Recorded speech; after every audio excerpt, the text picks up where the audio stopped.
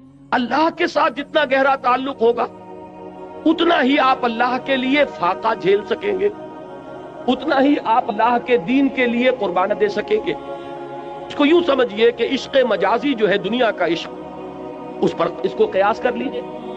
کسی کو، کسی مجنوں کو کسی لیلا سے جس درجے کا عشق ہوگا اسی درجے کی قربانیاں وہ دے گا، اسی درجے کی مشکلات جھیلے گا، اسی درجے میں ہوتا ہے کہ وہ شیریں خواب کا قصہ ہے، وہ انسان جو ہے اپنی جان کو قربان کر دے گا، اس لیے کہ عشق پر سارا دار و مدار ہے۔ جس سے قلبی لگاؤ ہے اس کے لیے آپ مصائب جھیلیں گے، جس سے محبت ہے اس کے لیے تکلیفیں برداشت کریں۔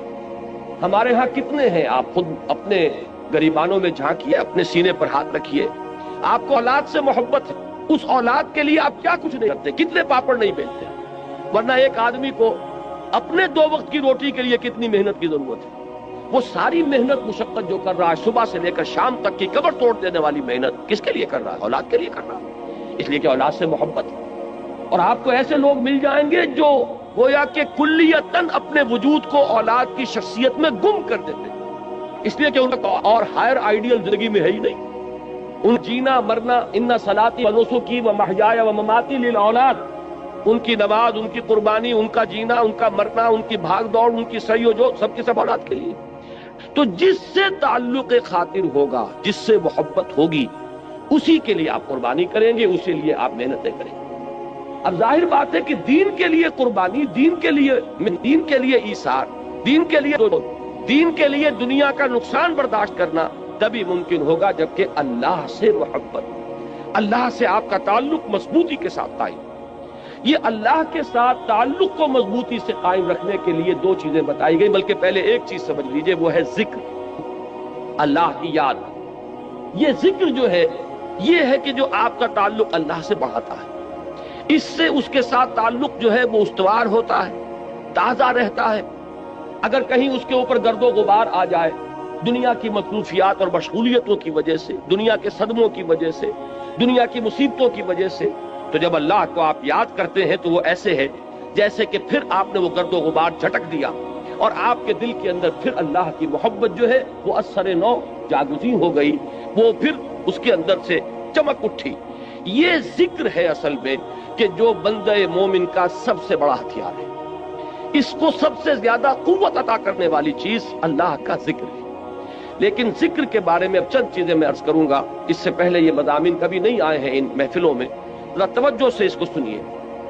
ہمارے ہاں ذکر کے بارے میں بڑے مغالطے ہیں، اس لیے کہ سب سے پہلا مغالطہ تو یہ ہے کہ ذکر اور ذریعہ ذکر، ان دونوں چیزوں کو گڈمڈ کر دیا گیا ہے۔ ذکر اور ہے، ذریعہ ذکر اور ہے۔ ذکر کیا ہے؟ استحضار اللہ فی القلب۔ ذکر اصل میں ہے اللہ کو دل میں موجود رکھنا، اللہ کو دل میں یہاں اس کی یاد یا اس کی محبت یا اس کے ساتھ لگاؤ اور تعلق کو قائم۔ استحضار اللہ فی القلب۔ اب جس چیز کو ہم ذکر کہتے ہیں وہ ذریعہ ذکر ہے۔ میں بیٹھ کر اگر کہہ رہا ہوں سبحان اللہ سبحان اللہ سبحان اللہ سبحان اللہ، یہ ذریعہ ذکر ہے، ذکر نہیں ہے۔ اب اگر یہ آپ سبحان اللہ کی تسبیح تو کر رہے ہیں لیکن دماغ آپ کا چکر لگا رہا ہے اپنے کاروبار میں، آپ نے کوئی پرابلم تھا، دکان سے اٹھ کر آئے ہیں اور ذہن آپ کا اسی پرابلم کو حل کرنے میں لگا ہوا ہے، تو چاہے تسبیح آپ نے پوری کر لی، تو ذکر کا یہ ذریعہ تو آپ نے اختیار کیا، ذکر آپ کو حاصل نہیں ہوا۔ اسی طریقے سے نماز کیا ہے؟ ذریعہ ذکر ہے۔ سورہ طٰہٰ کی بڑی پیاری آیت ہے وہ، اور وہ ابتدائی وحیوں میں سے ہے جو بلکہ پہلی وحی جو حضرت موسیٰ علیہ السلام پر ہوئی، اس میں الفاظ آتے اقم الصلاۃ لذکری، نماز کو قائم کرو میری یاد کے لیے۔ مقصود کیا ہے؟ ذکر، استحضار اللہ فی القلب، اس کا ایک ذریعہ یہ نماز ہے کہ آپ اپنے دھندوں میں لگے ہوئے تھے، اذان کی آواز آئی فوراً اٹھے، وضو کیا، آپ مسجد کی طرف چل پڑے، وہاں گئے، آپ کھڑے ہوئے نماز میں اور آپ نے سورہ فاتحہ جو یوں سمجھیے کہ پورے قرآن مجید کا لب لباب ہے، اس کا نچوڑ ہے، اس کا خلاصہ ہے، اس کو آپ نے ہر رکعت کے اندر پڑھا یا سنا۔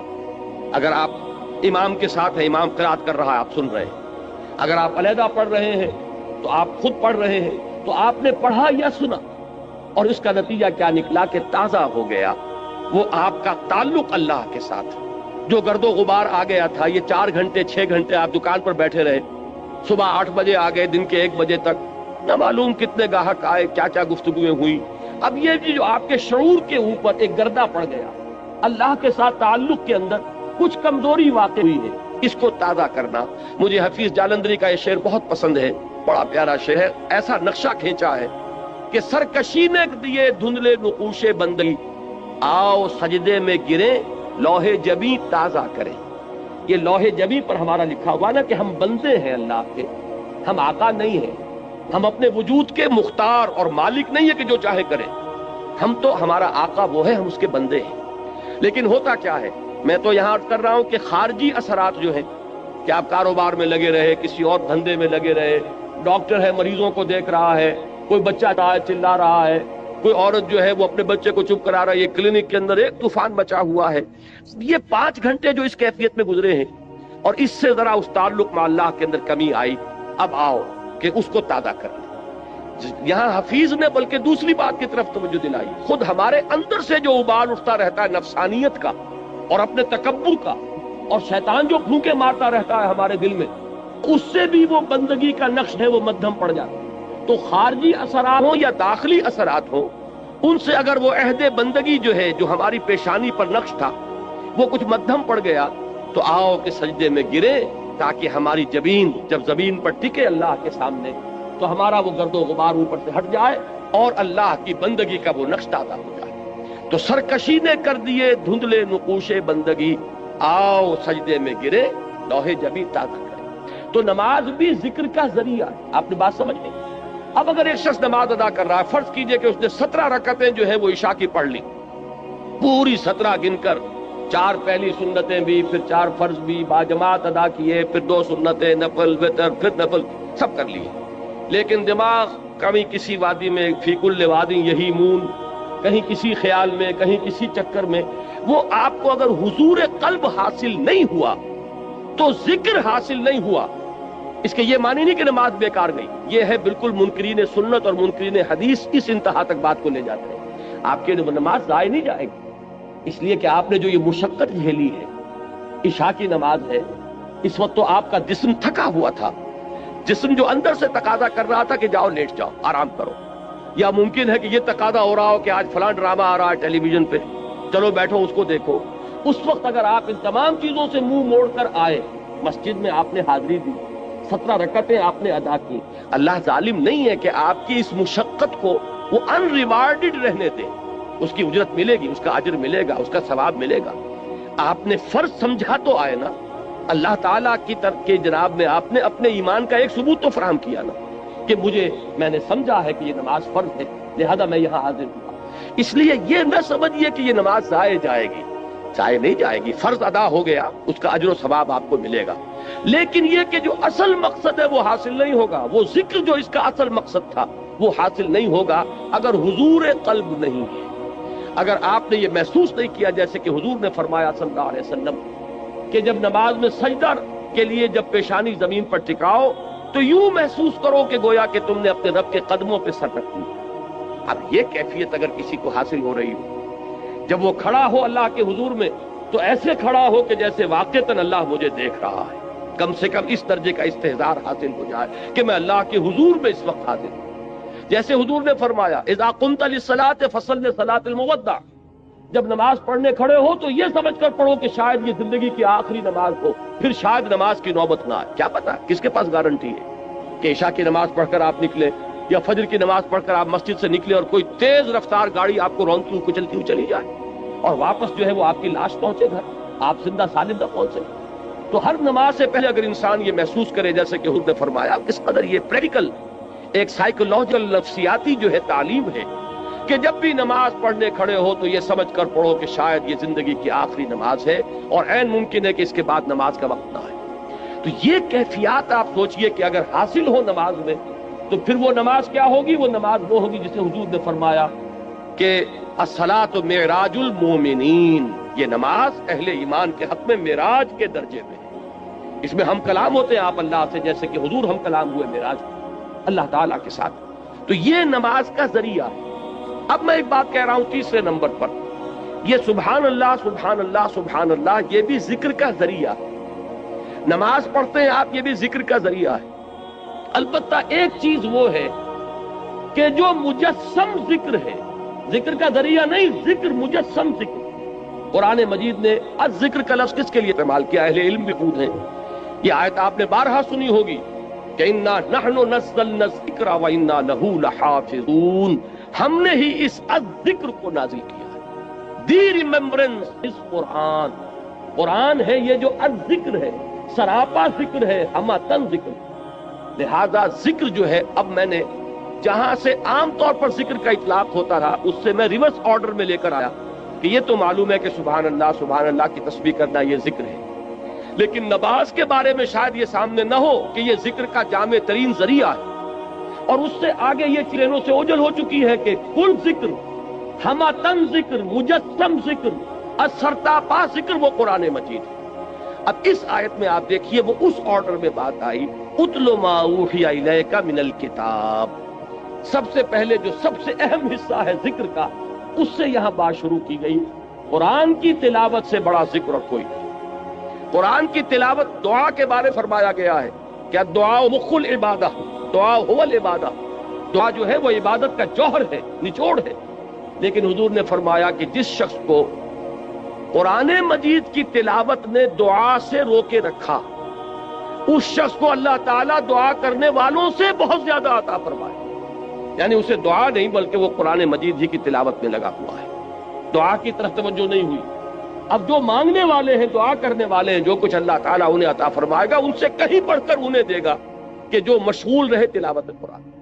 تو سب سے بڑا ذکر قرآن ہے، جو مجسم ذکر ہے، جس کے لیے بطور علم یہ لفظ آیا ہے الذکر، یہ گویا کہ پراپر ناؤن ہے اس کے لیے، الذکر، انا نحن نزلنا الذکر وانا لہ لحافظون وانزلنا الیک الذکر لتبین للناس ما نزل الیہم۔ اے نبی، یہ الذکر ہم نے آپ کی طرف اس لیے نازل کیا کہ جو چیز ہم نے لوگوں کے لیے اتاری ہے اس کو آپ ان پر واضح کریں، اس کی تبیین فرمائیں، اس کی توضیح فرمائیں، اپنے قول سے، اپنے عمل سے اس کی وضاحت کریں۔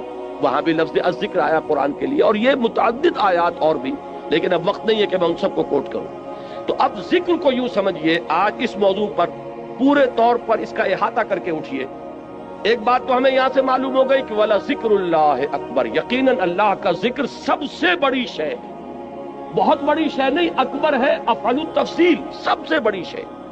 اس راہ میں صبر کے لیے، اس راہ میں استقامت کے لیے، اس راہ میں پامردی کے لیے، اللہ کے دین کے لیے ایثار اور قربانی کرے انسان، اور دل پشمردہ نہ ہو بلکہ اور خوشی ہو، اور اس کے اندر جو ہے اس کے دل کی کلی کھلتی چلی جائے کہ اللہ کی راہ میں یہ تکلیف بھی آئی، زہ نصیب کہ اللہ نے ہمیں اس قابل سمجھا کہ ہمیں اپنی راہ کی اس تکلیف کے لیے منتخب کر لیا، اللہ کی راہ میں مجھے یہ جلا کٹا فقرہ بھی سننا پڑا، زہ نصیب کہ اللہ تعالیٰ نے ہمیں اس قابل سمجھا کہ نبی اکرم صلی اللہ علیہ وسلم کو اگر جلے کٹی بات سننی پڑی تو ہمیں بھی اس کا کوئی عکس، اس کا کوئی حصہ ہمیں بھی نصیب ہو۔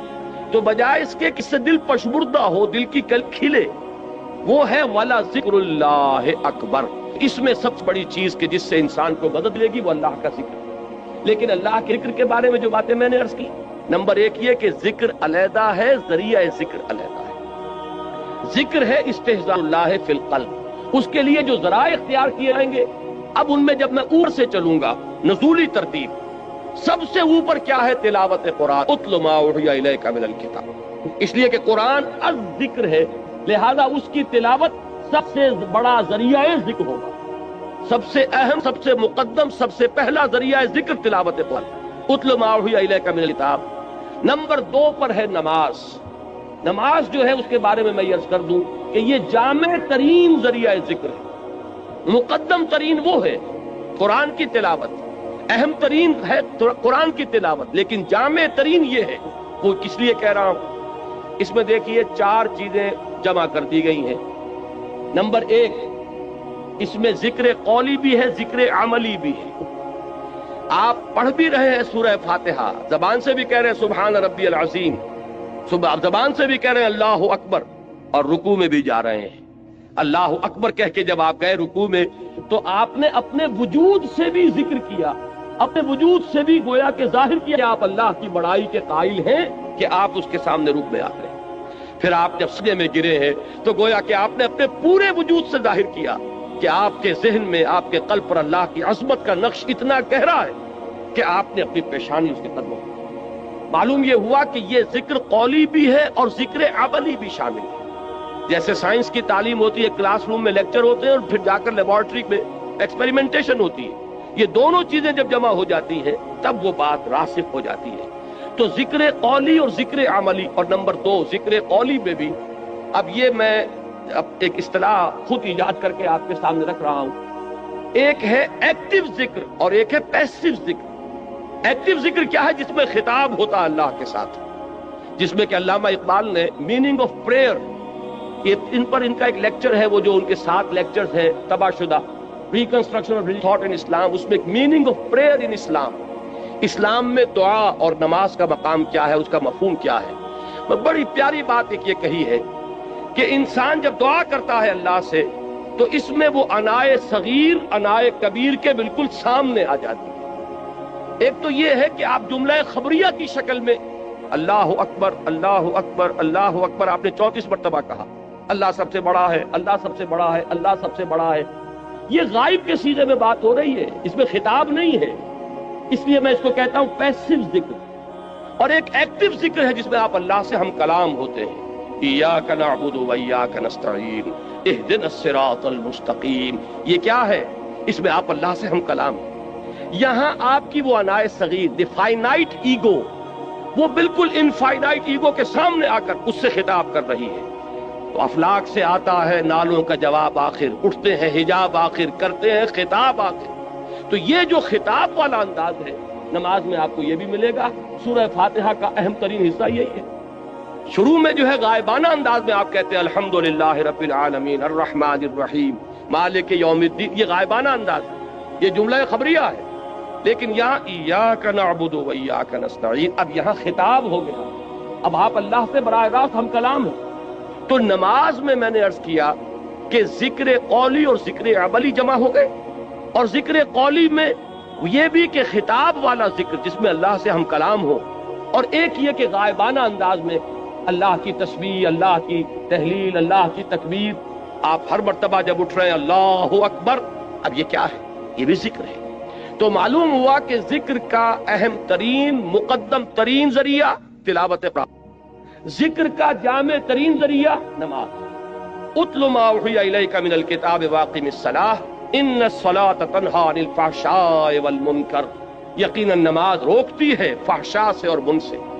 اب یہاں پہ تھوڑی سی بات کروں گا، اس وقت میری آج کی گفتگو کے اعتبار سے یہ بات ضمنی ہوگی، اس لیے کہ کافی دور تک پہنچنا ہے ہمیں.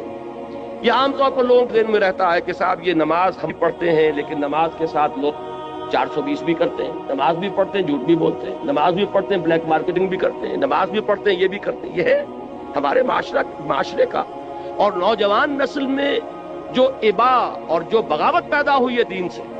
میں بربلا یہ کہتا ہوں کہ یہ ان مذہبی لوگوں کا رد عمل بھی ہے جنہیں وہ اپنی آنکھوں سے دیکھتے ہیں کہ ہمارے ابا جان نماز میں تو بڑے پکے ہیں، لیکن اتنے ہی پکے جو ہیں وہ دکان پر جھوٹ بولنے میں بھی. ظاہر بات ہے کہ بیٹے سے تو چھپی ہوئی بات نہیں، آپ کسی سے چھپا لیں گے، آپ کی بیوی سے تو آپ کی کمزوریاں جو ہیں وہ چھپی ہوئی نہیں ہے، آپ کے گھر والوں سے، آپ کی اولاد سے تو چھپی ہوئی نہیں ہے کہ نماز میں بھی پڑے پکے ہیں، جھوٹ بولنے میں بھی پکے. ظاہر بات ہے کہ اس کا تو اس کی طبیعت، نوجوان جو ہے اس کا معاملہ یہ ہوتا ہے کہ وہ ان چیزوں پر غور کرتا ہے. چاہے اگر سعادت مند ہے آپ کے سامنے بولتا نہیں، لیکن آپ دیکھ تو رہا، اس کا ایک اثر قبول کرتا ہے اور وہ سمجھتا ہے کہ نماز بے کا فائدہ کیا اس کا. اگر نماز کے ساتھ یہ بھی ہے، اگر نماز کے ساتھ سنگ دلی بھی ہے، ایک غریب آدمی کو دیکھ کر آپ کا دل نہیں پسیجا، نوجوان جو ہے اس کا بھی تاثر قبول کرتا ہے کہ ہمارے ابا جان کے پاس کتنی کچھ دولت ہے اور اس نے اپنے ایک دکان کے ملازم کے ساتھ کیا سلوک کیا. اس کی بیوی بیمار تھی، اسے کچھ قرض کی ضرورت تھی اور ابا جان نے کس طریقے سے ڈانٹ دیا، دھتکار دیا. یہ نوجوان جو ذہن ہے یہ ان چیزوں کو دیکھتا ہے اور ان سے امپریشن لیتا ہے، اس سے تاثر لیتا ہے. تو یہ مسئلہ ہمارے ہاں کے زندہ مسئلوں میں سے کہ کیا وجہ ہے کہ ہماری نمازیں جو ہے بے اثر کیوں ہو گئی. قرآن دعوے سے کہہ رہا ہے کہ نماز تو فحش اور بے حیائی کے منہ سے روکتی ہے، جبکہ ایسے لوگ ہمیں نظر آتے ہیں معاشرے کے اندر کہ نماز میں ہو سکتا ہے. میں نے مثالیں دی ہیں بعض اوقات، جب میں اپنی MBBS سے فارغ ہو کر تازہ گیا تھا منٹگومری جو اب سوال کہلاتا ہے، میں وہاں 2 اشخاص کو دیکھا. ایک وہاں حاجی بلیکیا کے نام سے مشہور تھا، اس کی یہ داڑھی تھی لمبی، اور نہ صرف یہ کہ نماز میں 100%، بلکہ وہ خاصا آسودہ حال کھاتا پیتا آدمی تھا، اس کے پاس ڈپو تھے اور ڈپو ہی میں بلیک ہوتی تھی، تو وہ اذان بھی خود جا کر دیتا تھا، 5 وقت کی اذان وہ شخص دیتا تھا۔ یعنی جہاں تک عبادت کا تعلق ہے، یہ ایک صاحب ساہیوال کے بیٹھے ہوئے سر ہلا رہے ہیں، تو وہ ان کے ذہن میں وہ صاحب آ گئے ہوں گے، لیکن بہرحال میں کسی متن شخص کو نہیں، میں تو ایک مثال کے طور پر آپ سے کہتا ہوں کہ یہ ہمارے معاشرے کے اندر وہ حاجی بلیکیا جو ہے، وہ نوجوان نسل پر اپنے اس دین کا کیا اثر قائم کر رہا ہے۔ اور اس کے ساتھ ہی بالکل پیرلل ایک حاجی رشوت تھے وہاں، وہ انکم ٹیکس کے اندر وہ انسپیکٹر تھے، ان کی بھی داڑھی بہت طویل اور نمازی بہت کے، لیکن وہ خوب رشوت لیتے تھے خود بھی، اور رشوتیں دلواتے تھے مسجدوں کو بھی، جا کے جب وہ کسی پارٹی کا گلا دباتے تھے تو اپنے لیے بھی کچھ لیتے تھے اور اللہ کو نہیں بھولتے تھے، اللہ کے گھر کے لیے بھی چندے لے لیتے تھے۔ یہ ہے ہمارے ہاں کی وہ دینداری کہ جس کی وجہ سے واقعہ یہ ہے کہ نوجوان نسل میں اگر دین سے دوری ہوئی ہے تو اس کے کچھ اثرات ہیں۔ اے باد صبا ہی ہما آوردہ تست، یہ ہمارے اپنے کرتوت ہے کہ جس کی وجہ سے نوجوان نسل میں بغاوت پیدا ہوئی۔ وہ کیوں ہے؟ وہ اسی وجہ سے ہے کہ یہ نماز رہ گئی رسم اذان، روح بلالی نہ رہی۔ پوری زندگی کے ساتھ اس کی کوئی کوآرڈینیشن نہیں ہے، اس کی کوئی مطابقت نہیں ہے۔ زندگی میں جو کچھ امنگیں ہیں، ارادے ہیں، جو ویلیوز ہیں، ویلیوز ان لائف، اس کا اس نماز کے ساتھ کوئی تعلق نہیں رہا۔ یہ ایک اپینڈکس ہے، یہ ایک ضمیمے کی حیثیت سے انسان کی زندگی کے اندر علیحدہ جڑی ہوئی شے ہے، اس کا اس کے اصل سیرت سے، اصل کردار سے کوئی تعلق نہیں۔ یہ وجہ ہے کہ یہ نماز وہ نماز نہیں ہے۔ ہمارا یہ حج 30 لاکھ افراد حج کر رہے ہوں، لیکن یہ کہ کوئی دنیا میں اس کا اثر، ہمارے ہاں سے اگر 1 لاکھ افراد حج کر کے آئے تو کوئی 1% دیانتداری معاشرے میں ہر سال اگر بڑھے اس 30 یا 1 لاکھ افراد کے حج کرنے سے، تو آج 25 سال 40 سال 40واں شروع ہو چکا ہے، 40% تو ہمارے ہاں دیانتداری بڑھتی اور بددیانتی گھٹتی، لیکن نہیں، معلوم ہوتا ہے کہ وہ جو کچھ ہے وہ سب ہے، نمازوں، روزوں، قربانیوں، حج، یہ سب باقی ہیں، تو باقی نہیں۔ وہ بیچ میں جو روح ہے وہ نکل چکی، اب یہ ریچولز کی شکلیں اختیار کر چکے ہیں یہ اعمال۔ یہ وجہ ہے، ورنہ واقعہ یہ ہے کہ بندہ مومن کے لیے سب سے بڑی تلوار وہ یہ نماز، اللہ کے ساتھ تعلق قائم کرنے والی سب سے بڑی چیز نماز۔ اچھا، ذکر کی بات کر رہا تھا، مقدم ترین اہم ترین ذکر تلاوت قرآن، نمبر 2 نماز، نمبر 3 وہ جو حضور صلی اللہ علیہ وسلم سے جو مسنون دعائیں ہیں، دیکھیے یہ ہے نمبر 3 پر، اذکار مسنونہ اور ادعیہ مسنونہ۔ ان میں یہ ہے کہ کوئی ایڈیشنل ٹائم آپ کو نہیں لگتا۔ آپ اگر کار میں بیٹھ رہے ہیں، سواری پر سوار ہونے کی دعا ہے، اتر رہے ہیں اس کی دعا ہے، صبح اٹھے ہیں دعا ہے، آپ بیت الخلاء میں داخل ہو رہے ہیں دعا ہے، بیت الخلاء سے باہر نکلے ہیں دعا ہے، آپ پھر اب وضو کرنے بیٹھے، وضو کے بعد فارغ ہوئے، مسجد کے لیے نکلے گھر سے دعا ہے، مسجد میں داخل ہوئے دعا ہے، مسجد میں تو رہیں گے تو وہ تو ہے ہی نماز، وہ تو سراپا ذکر ہے، واپس آئیں گے پھر دعا ہے، گھر میں داخل ہوں گے پھر دعا ہے، بازار کے لیے نکلیں گے دعا ہے، واپس آئیں گے دعا ہے، سفر پر جائیں گے دعا ہے، واپس آئیں گے دعا ہے، یہاں تک کہ آخری بات عرض کر دیتا ہوں کہ آپ تعلق زن و شوق کرتے ہیں تو بھی دعا ہے۔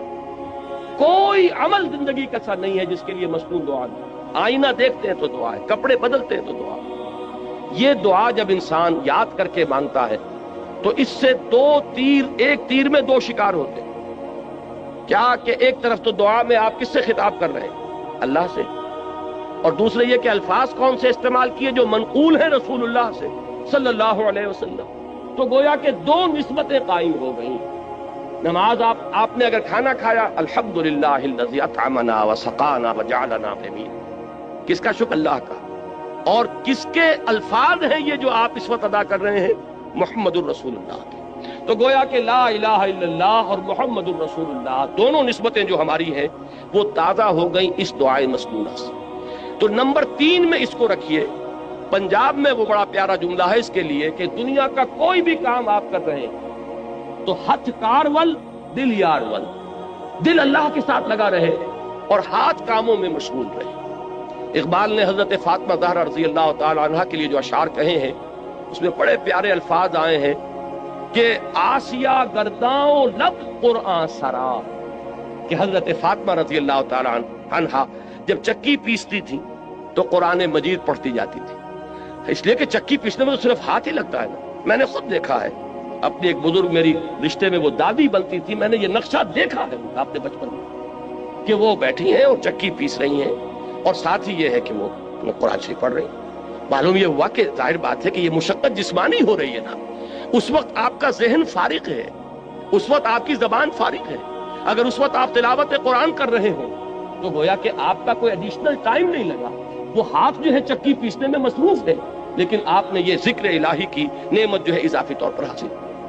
تو تیسرے نمبر پر، نمبر 1 قرآن، تلاوت قرآن، نمبر 2 اقامت صلاۃ، نمبر 3 اذکار مسنونہ اور ادعیہ معصورہ، وہ جو ذکر حضور نے بتایا۔ اب نماز کے بعد ہے یہ 33 بار سبحان اللہ، 33 بار الحمدللہ، 34 بار اللہ اکبر، یہ حضور کا بتایا۔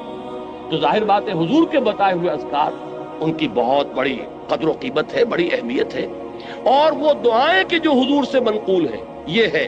اور چوتھے نمبر پر ہمارے جو یہ سلاسل ہیں، یہ چشتی سلسلہ ہے، یہ قادریہ سلسلہ ہے، انہوں نے اپنے اپنے زمانے میں لوگوں کی ذہنیتوں کو سامنے رکھ کر یہ جو اذکار جو انہوں نے مدون کیے کہ یہ سلسلہ ذکر ہے چشتیہ کا، یہ ذکر خفی ہے، یہ ذکر جلی ہے، یہ چوتھے نمبر پر لائیے، اس لیے کہ وہ لوگ بہت ماہر تھے نفسیات کے، اور انہوں نے اپنے زمانے میں اگر مفید سمجھ کر وہ طریقے مدون کیے ہیں تو ٹھیک ہے، مجھے ان سے اختلاف نہیں ہے، لیکن خدا کے لیے انہیں چوتھے نمبر پر رکھیے۔ اگر اس کو نمبر 1 پر لے آئے اور اصل ذکر آپ نے اسی کو سمجھا اور تینوں منزلیں جو ہے کود کے کراس کر گئے تو یہ اصل میں ریورس ہو جائے گا، سارا ریشو پروپورشن کا معاملہ غلط ہوتا ہے۔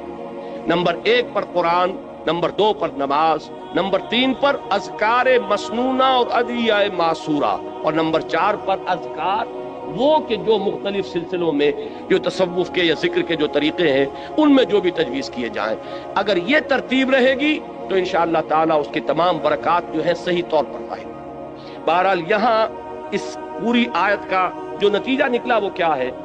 جو شخص اللہ کے دین کے لیے جد و جہد میں، محنت میں، کشمکش میں مبتلا ہو، اس کو جان لینا چاہیے کہ اس میں صبر و ثبات کے لیے اصل چیز کیا ہے؟ اللہ کے ساتھ تعلق۔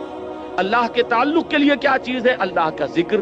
اللہ کے ذکر کے لیے یہ 4 چیزیں ہیں: تلاوت قرآن، اقامت صلاۃ، ادعیہ معصورہ، اذکار مسنونہ، اور جو اس کے علاوہ ذکر آپ کسی سلسلے میں منسلک ہے تو جو آپ کے مرشد نے، آپ کے جو بھی جن سے آپ نے سلسلہ تعلق قائم کیا، جو ذکر وہ بتائے۔ اب آئیے اگلی آیت، وَلَا تُجَادِلُوا أَهْلَ الْكِتَابِ إِلَّا بِالَّتِي أَحْسَنُ إِلَّا الَّذِينَ ظَلَمُوا مِنْهُمْ، اور مت جھگڑو اہل کتاب سے مگر بہت ہی عمدہ طریقے سے، اس طریقے سے جو سب سے عمدہ ہو۔ اس لیے کہ یہاں بھی احسن ہے، جیسے وہاں اکبر ہے، وَلَذِكْرُ اللَّهِ أَكْبَرُ، افعل التفصیل، یہاں بھی احسن جو آیا ہے یہ سپرلیٹو ڈگری، سب سے اعلیٰ طریقے پر ان سے جھگڑو۔ ابھی میں بتاؤں گا کہ مجادلے کا مطلب کیا ہے۔ إِلَّا الَّذِينَ ظَلَمُوا مِنْهُمْ، سوائے ان کے جو ان میں سے ظالم ہوں، جو ظلم کریں، تعدی کریں، دسترازی کریں۔ اب یہاں بات سمجھ لیجئے، تعویل خاص جو ہے اس کے اعتبار سے یہ حکم ہو رہا ہے مسلمانوں کو اہل کتاب کے ضمن میں، اس لیے کہ حضور صلی اللہ علیہ وسلم اور صحابہ کرام جب اس دین کی کشمکش میں مبتلا تھے، دعوت دے رہے تھے اور ادھر سے رد عمل ہو رہا تھا، مصیبتیں تھیں، مشکلات تھیں، تو عرب میں 2 طبقے تھے۔ ایک وہ امیین مشرکین جو کسی نبی کے نام لیوا نہیں، کوئی ان کے پاس کتاب نہیں، کوئی شریعت نہیں، اگرچہ حضرت ابراہیم کا نام وہ لیتے تھے لیکن وہ بھی جد امجد کی حیثیت سے کہ ہم ان کی نسل سے، وہ بھی رسول کے ہونے کی حیثیت سے نہیں، بلکہ ایک نسلی تعلق جو ان کا تھا حضرت ابراہیم کی اولاد سے۔ دوسرا طبقہ تھا یہ اہل کتاب، نصارہ اور یہود۔ یہ کون تھے؟ یہ گویا کہ سابقہ مسلمان امت تھی، اس لیے کہ یہ تو کتابوں کے ماننے والے، رسولوں کے ماننے والے، شریعت کے ماننے والے۔ تو یہ 2 طبقے ہوئے کہ جو اس وقت تھے کہ جن سے نبی اکرم صلی اللہ علیہ وسلم اور صحابہ کرام کو سابقہ پیش آیا۔ اب ان میں سے جہاں تک مشرکین کا تعلق ہے، ظاہر بات ہے کہ وہ تو ضلالا بعیدہ والی بات ہے، بہت دور نکل گئے، مشرک ہیں، بتوں کو پوج رہے ہیں، ان کے ہاں تو کوئی بھی خیر موجود ہے ہی نہیں۔ لیکن جہاں تک ان اہل کتاب کا تعلق ہے، اگرچہ اخلاقی طور پر کیا آپ نے اس کی صفائی کی ان کی طرف سے، ایک اور کوئی حملہ ہو گیا، تو یہ بحث و نزاع جو ہے یہ جدال ہے۔ اب اس میں ظاہر بات ہے کہ جب آپ دین کے غلبے کی جد و جہد کر رہے ہیں تو آپ یہ نہیں کہہ سکتے کہ بھائی کسی سے کچھ نہ کہو، کسی سے مت الجھو، الجھنا تو پڑے گا، دین غالب کیسے ہوگا؟ اس لیے کہ جو بھی باطل کے پرستار ہیں وہ تو راستہ روک کے کھڑے ہیں، وہ تو نہ یہ چاہتے ہیں کہ دین کا پیغام عام ہو، نہ یہ چاہتے ہیں کہ کوئی دین کی طرف پیش قدمی کرے، تو الجھنا تو پڑے گا، تصادم تو ہوگا، وہ تو ناگزیر ہے۔ یہ جو بعض بڑے نیک طبع لوگ ہوتے ہیں کہ صاحب بس آپ اپنا کام کیجئے، کسی سے الجھیے نہیں، میں ان کی نیکی کو تو داد دیتا ہوں، لیکن یہ میں سمجھتا ہوں کہ ان کے سامنے تصور ہی نہیں ہے، اس لیے کہ ان کے سامنے اگر وہ حرکی تصور ہو تو حرکی تصور میں تو الجھنا پڑے گا۔ جو آپ کا راستہ روک کر کھڑا ہو گیا اسے آپ ہٹائیں گے نہیں تو راستے میں کیسے چلیں گے؟ تو ٹھیک ہے، آپ اگر سٹیٹس کو مینٹین کرنا چاہتے ہیں، جیسے بھی رہے معاشرہ ویسے رہے، تب تو آپ کسی سے نہ الجھیے، لیکن یہ کہ اگر آپ کو اس معاشرے کو کسی رخ پر لے کر جانا ہے، اگر آپ کو یہاں اللہ کے دین کو غالب کرنا ہے،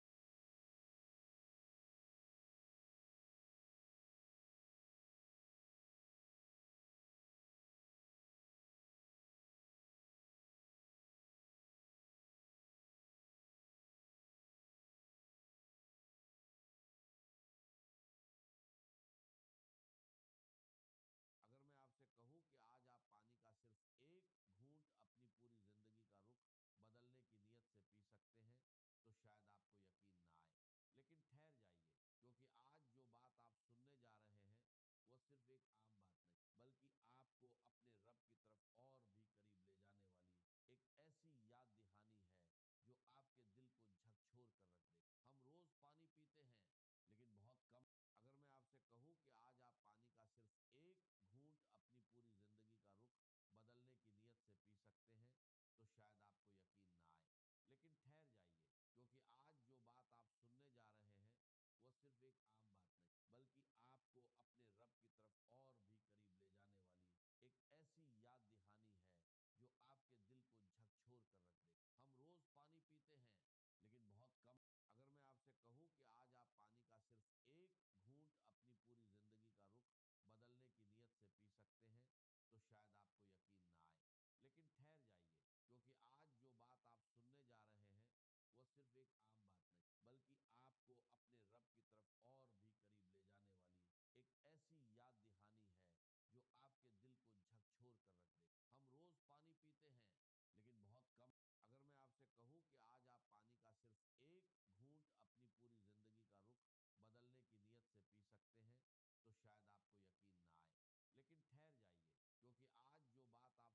کی نیت سے پی سکتے ہیں تو شاید آپ کو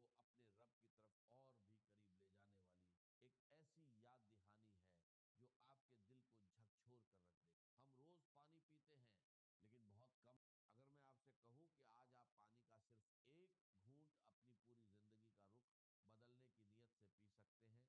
ایک گھونٹ اپنی پوری زندگی کا رخ بدلنے کی نیت سے پی سکتے ہیں تو شاید آپ کو یقین نہ آئے، لیکن ٹھہر جائیے، کیونکہ آج جو بات آپ سننے جا رہے ہیں وہ صرف ایک عام بات نہیں، بلکہ آپ کو اپنے رب کی طرف اور بھی قریب لے جانے والی ایک ایسی یاد دہانی ہے جو آپ کے دل کو جھکجھور کر رکھ دے۔ ہم روز پانی پیتے ہیں لیکن بہت کم۔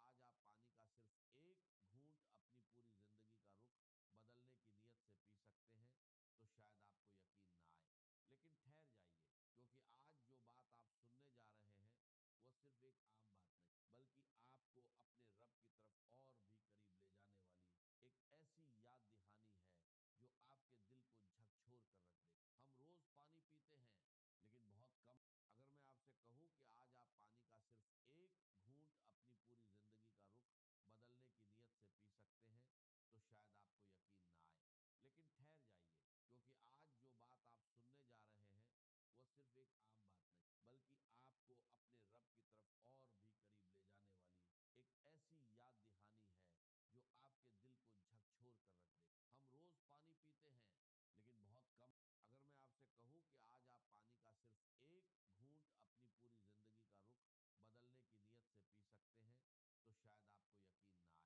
بدلنے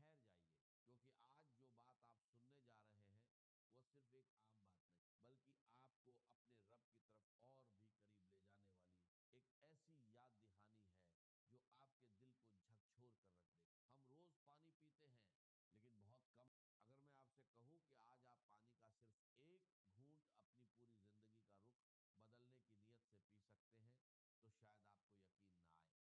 کی نیت سے پی سکتے ہیں تو شاید آپ کو یقین نہ آئے، لیکن ٹھہر جائیے، کیونکہ آج جو بات آپ سننے جا رہے ہیں وہ صرف ایک عام بات نہیں، بلکہ آپ کو اپنے رب کی طرف اور بھی قریب لے جانے والی ایک ایسی یاد دہانی ہے جو آپ کے دل کو جھکجھور کر رکھ دے۔ ہم روز پانی پیتے ہیں لیکن بہت کم۔ اگر میں آپ سے کہوں کہ آج آپ پانی کا صرف ایک گھونٹ اپنی پوری زندگی کا رخ بدلنے کی نیت سے پی سکتے ہیں تو شاید آپ کو یقین نہ آئے، لیکن ٹھہر جائیے، کیونکہ آج جو بات آپ سننے جا رہے ہیں وہ صرف ایک عام بات نہیں، بلکہ آپ کو اپنے رب کی طرف اور